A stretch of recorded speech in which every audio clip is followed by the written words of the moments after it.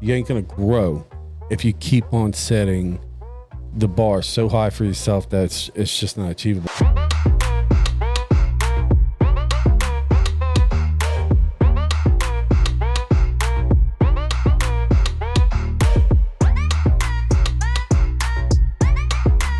For all my new operators and old operators in the limo industry, I think we all run into problems and we want to be, you know, the bigger, better company out there. And we're trying to find different ways to market ourselves.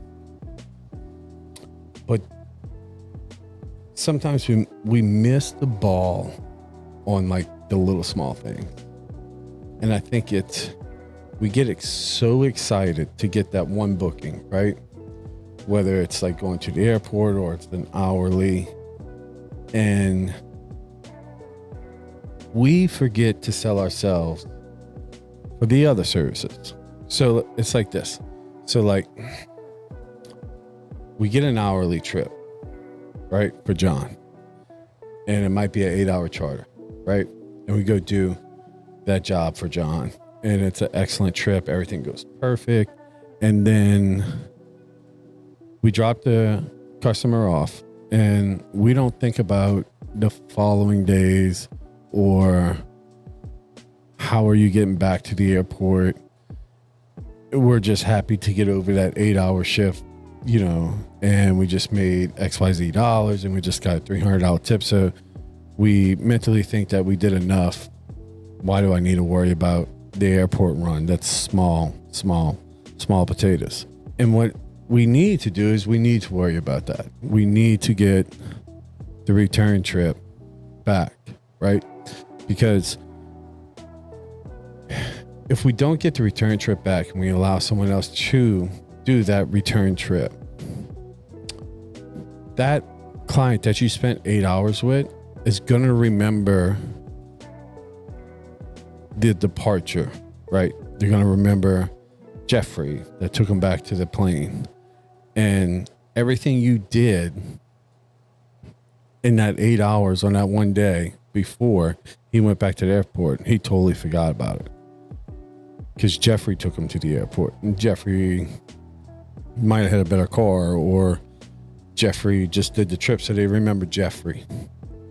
So what I think you have to start doing is getting yourself that return trip, okay, and looking at it in a different way, like, oh, they don't, like, looking at it in a bigger picture. So say you did the trip into the airport and it was $165. You didn't book the return trip because either you didn't ask them, you didn't tell them you did it, or whatever, right? So, or you offered the return trip at the same price of the arrival. And you're like, oh, that's too much. I don't want to spend. I could just take an Uber, right? Okay. So it's not like dummying down your value, right? It's like dummying down the return so you could either get to review, build the relationship, right? Build the relationship. So when you think about, hey, I didn't get the return trip because you didn't give, the more you can give, the more you're going to receive. So if you did, say, the arrival at $165 and you did the return trip at $75 because it's just going back to the airport, it's just straight back, or you match whatever Uber Black's price was, like you can show the comparison, like, hey, this is Uber Black's price, this is our price.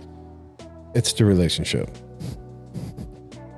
I think a lot of people in the industry forget about building a relationship, and you need to build that relationship because relationships is what makes you money. And don't look at it as like you're diminishing your value because you're doing it for cheaper. You got to get that kind of clause and that thought out your head. You know, because psychologically, a lot of y'all are like, oh, they don't want to pay me my rate. This is what I'm worth. But you got to dig deeper into it. And you got to look at, like, how much more can I get out of this relationship?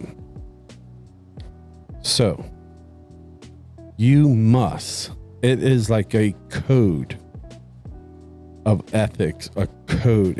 It needs to be tattooed in your mind. If they're arriving with you, they need to be departing with you. Period. So the more, and just think about it. If you book 100% arrivals at, let's just say over the course of a year, that's 300,000, and your departures are at 20%. Imagine if you booked 90% of your departures. You would only have to worry about doing arrivals and departures.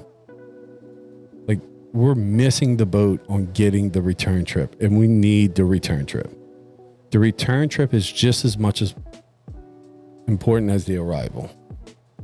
So when companies like, man, I need a scale, I want to grow. How many return trips did you book? Oh, well, they didn't want to, they didn't want to pay me, what, did you offer a discount? No, because I believe I'm worth it. You got to get that shit out your mind. You ain't going to grow if you keep on setting the bar so high for yourself that it's just not achievable. Like, I used to do it, now I don't do it. So like, if we're booking your arrival, we're hooking you up on the departure. That's the rule, like straight up. I'm gonna match Uber's price on your departure. Now I'm not gonna match a taxi price. Maybe I should, but the rule of thumb is like, perfect example with a guy yesterday. And I'm gonna read our emails. Brady sent an email. Never gave me a quote. It's blank. Where's the dollars at? What would usually be? I said, if you want a van, the van's $450 round trip. I said, Brady, I'm working on getting that fixed right now. The quote came out at $334.80, and that includes gratuity and service charge. Would you like me to go ahead and convert it into a reservation? No thanks. This is more than what I expected for such a short trip. Only 6 of us, but we have luggage. Probably easier looking at 2 SUVs. This is the response back. We can do 2 SUVs at $144 each. I understand that you may see this as a short trip, but we arrive 30 minutes early just in case your flight comes in early, and we'll be there ready for you when you actually land. Remember, you're paying for peace of mind. You really want to ride in a taxi or another car that just doesn't smell right? That was my closing step. He said, okay, let me figure out what time I will land at the FBO. His response, I said, great. Email back, let's do 2 SUVs tomorrow. We land at 3:30 at KNEW, and we'll be at Flightline going to the Ritz-Carlton, tail number, blah, blah, blah. I can get you a credit card info over the phone later this evening or in the morning. No rush, 10-4, see you tomorrow. I follow up with him. I say, Mr. Brady, I send him an email. I say, hey, Mr. Brady, how was everything today? He said, the best. We'll let you know what time on Saturday we need to head back. Appreciate that. Enjoy your stay.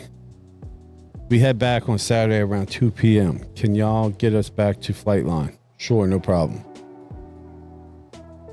So, what I'm saying is, I told the customer that, hey, you would rather ride in a taxi or a car that doesn't smell right, or have 2 Cadillac Escalades pick you up from your airplane, bring you to the city, and then pick them back. So one trip turned into us booking 2 more SUVs for the outbound. So one customer turned into 4 trips. That's the mindset you got to have. And that's what we need to do. So if you're looking to build, look on the things you can build on currently within your chauffeur business. And I think you'll find a lot of open holes that you can fill that could be big revenue. So that's what I got for today. I'm going back home. Kids are out of school now. We'll be doing this a lot more. And I'll see you again. Peace out.